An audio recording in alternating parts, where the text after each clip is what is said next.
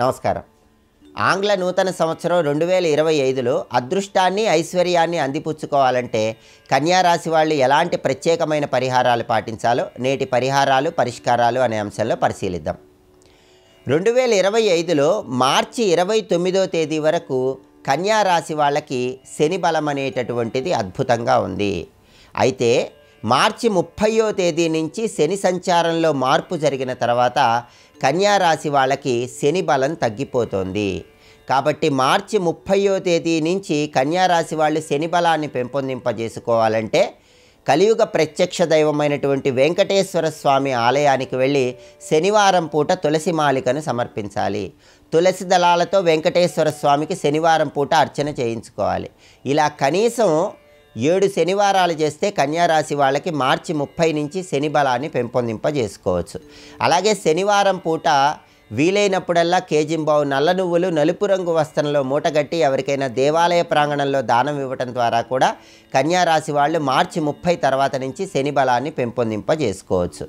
అలాగే కన్యా రాశి వాళ్ళకి మే నెల 14వ తేదీ వరకు గురుబలం చాలా అద్భుతంగా ఉంది. అయితే మే 15 గురువు సంచారంలో మార్పు జరుగుతోంది. గురువు సంచారంలో మార్పు వల్ల కన్యా రాశి వాళ్ళకి మే 15 నుంచి గురుబలం తగ్గుతోంది.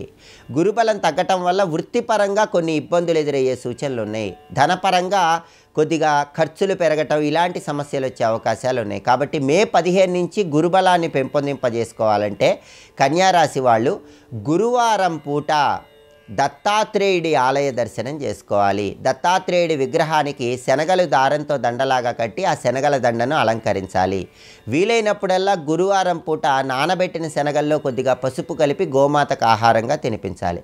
అలాగే ప్రతి గురువారము కూడా తడి పసుపు లేదా తడి గంధము నుదుటన బొట్టులాగా ధారణ చేయటం, స్నానం చేసే నీటిలో చిటికెడు పసుపు కలుపుకొని స్నానం చేయటం ద్వారా మే 15 నుంచి సంవత్సరం మొత్తం కన్యా రాశి వాళ్ళు గురుబలాన్ని పెంపొందింపజేసుకోవచ్చు. అయితే కన్యా రాశి వాళ్ళకి మే 18వ తేదీ వరకు రాహుకేతువుల బలంలో ఇబ్బంది ఉంది. మే 18వ తేదీ వరకు రాహుకేతువుల బలం లేదు. మే 18వ తేదీ నుంచి రాహుకేతువుల సంచారంలో మార్పు జరిగిన తర్వాత రాహు విశేషంగా యోగిస్తున్నాడు. దానివల్ల కార్యసిద్ధి సులభంగా ఏర్పడుతుంది. అయితే మే 18 వరకు రాహుకేతు దోషాలు తొలగింపజేసుకోవాలంటే మంగళవారం పూట దేవాలయంలో ఉన్నటువంటి జంటనాగుల విగ్రహాలకు పాలు పోసి పసుపు కుంకుమ చల్లి ఆ విగ్రహాల తోకల దగ్గర జిల్లేడాకులో బెల్లం ముక్క ఉంచి జంటనాగుల విగ్రహాల దగ్గర మట్టి ప్రమిదలో నువ్వు నూనె పోసి దీపాన్ని వెలిగించాలి. ఇలా చేసినట్లయితే రాహుకేతువుల బలం పెరుగుతుంది. మే 18 నుంచి రాహువు విశేషంగా యోగించినప్పటికీ కేతు బలం తక్కువగా ఉంది.